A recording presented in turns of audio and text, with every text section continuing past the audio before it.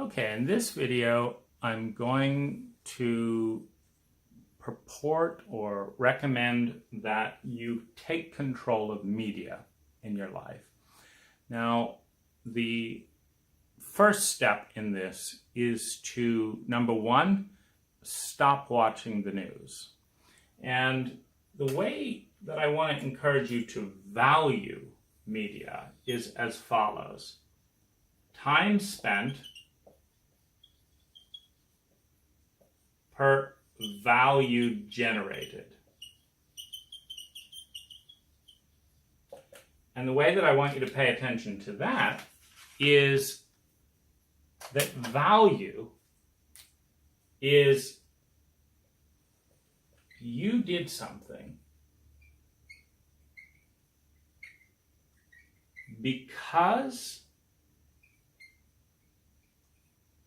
of what you learned that improved your or someone else's life.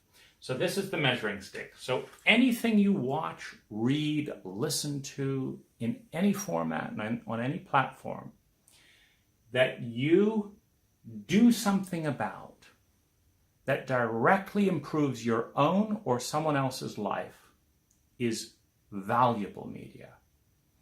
Anything you learn, watch, enjoy, that does not directly benefit your own or someone else's life is useless media.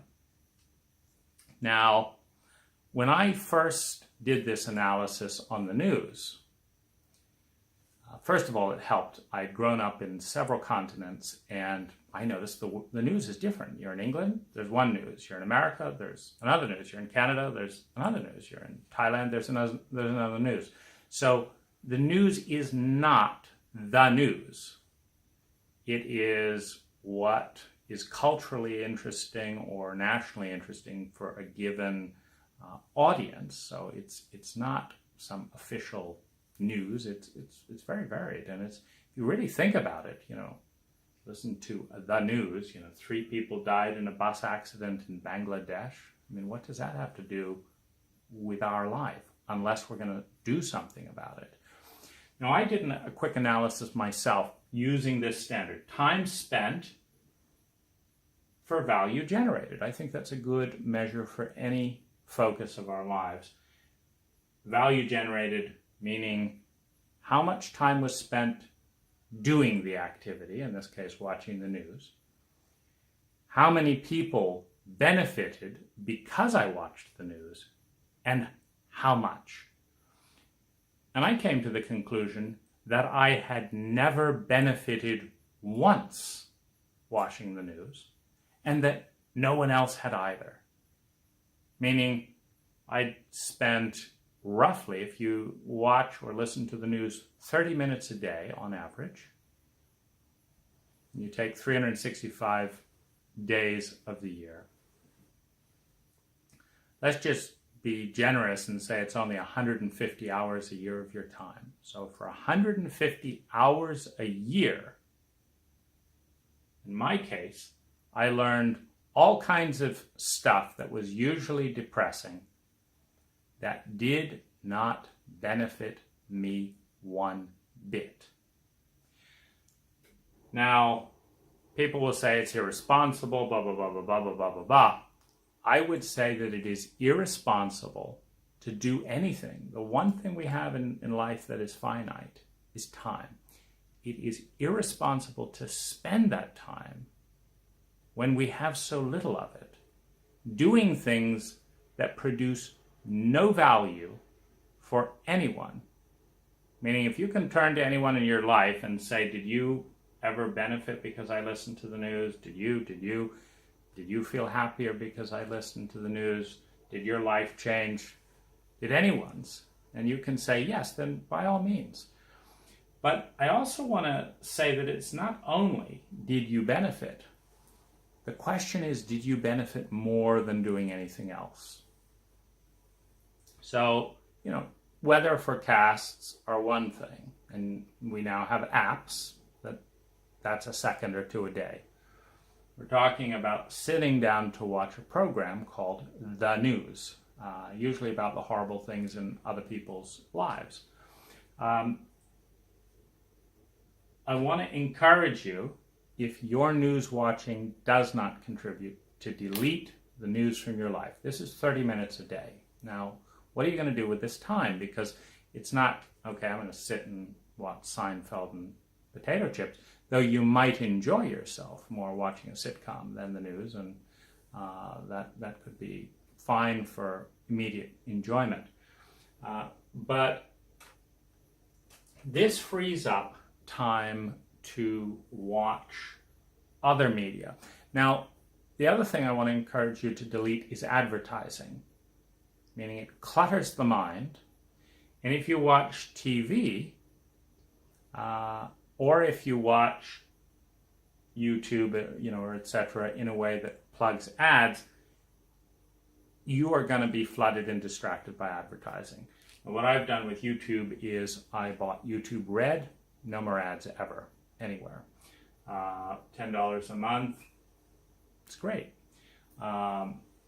Netflix, no ads.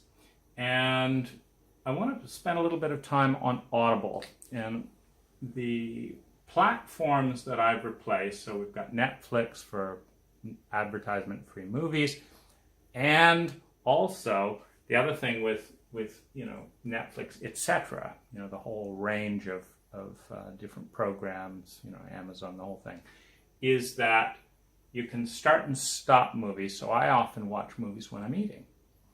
So I come in, I sit down and eat for 20 minutes. I watch 20 minutes of Netflix, for example, and just pause, and maybe over the course of 2 days of meals, I finish a movie or a program. YouTube has phenomenal free content, and I want to suggest looking at this first, because one of the things I discover when I buy things on Netflix or Amazon or Audible, it's often free on YouTube, and so it's a phenomenal vehicle. And there's a lot of older teachings. You can find lectures from great professors, Harvard, this and that and the other, free. You can attend some of the most interesting seminars going on right now in the world by leading experts for free. Not $15,000 for the week entrance fee, not flying, not taking time off work, not getting stuck in traffic all the way going there. You go right into the moment of the lecture, and if you need to pause and take a phone call, you can do that and resume. And YouTube is making that available.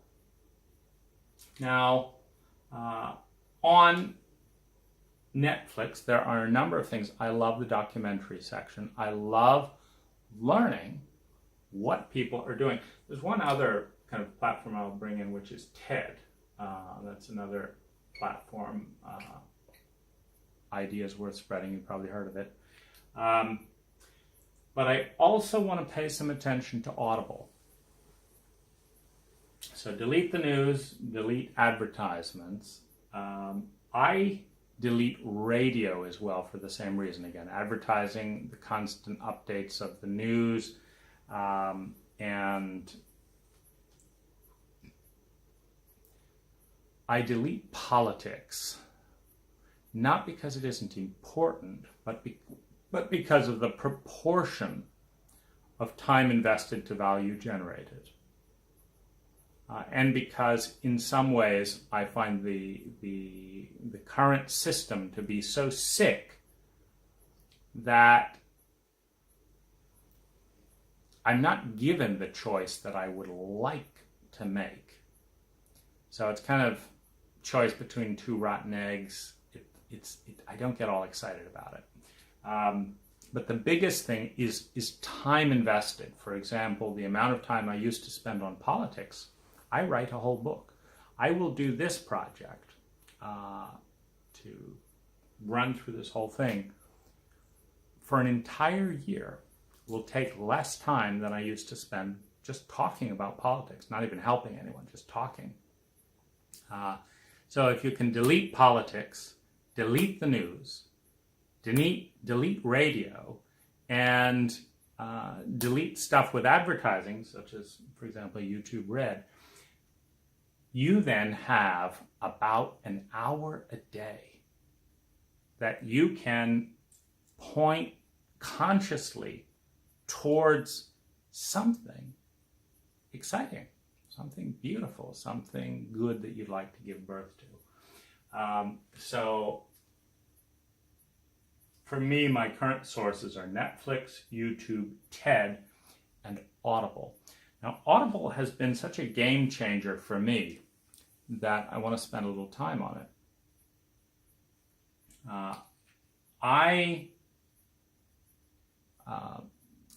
I got the book, The 4-Hour Workweek, and I didn't get it on Audible because I didn't learn about it yet.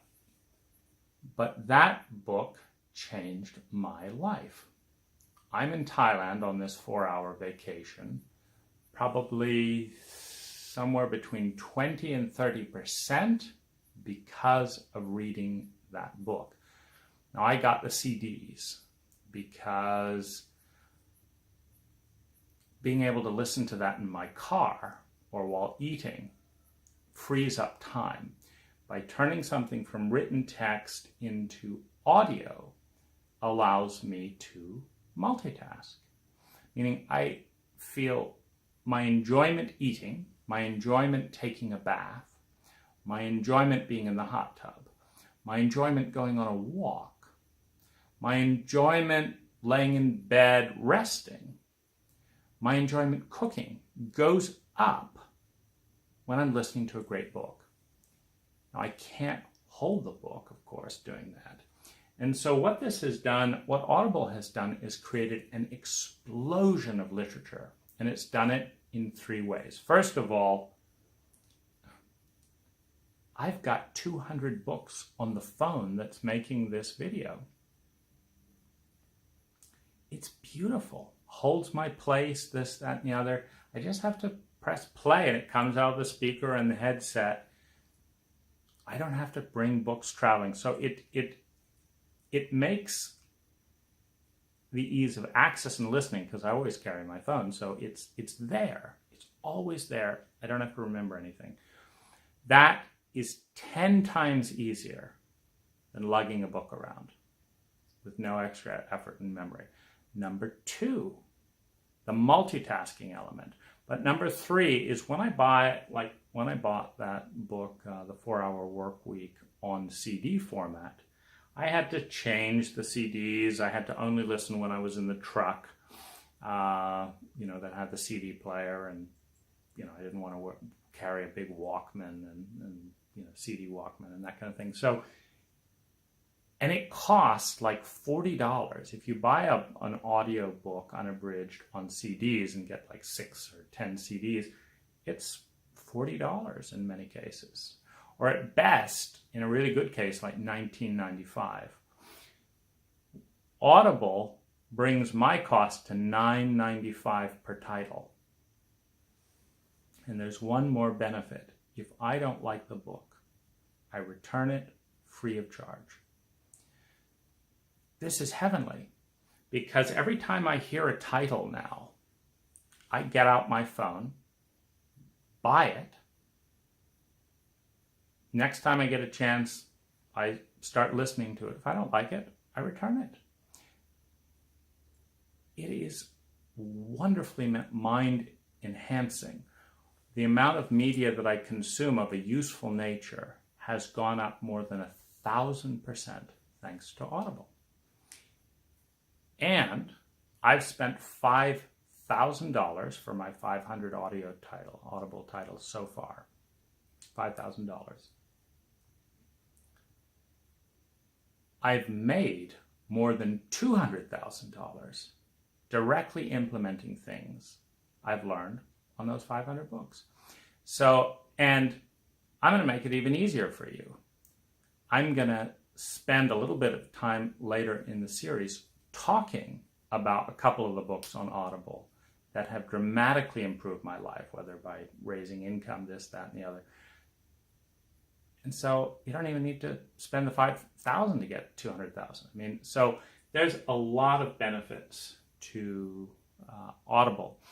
And all of this in taking up no time, meaning it's added pleasure. It's no extra time to tap the play button on a phone next to a hot tub or something like that, or going for a walk. So it's a beautiful way to take control of your mind. I have a very active mind, and so if I don't select a focal point for my mind, it's going to either ruminate, or if I'm lucky, I'll have to come up with, like, what am I going to think about today?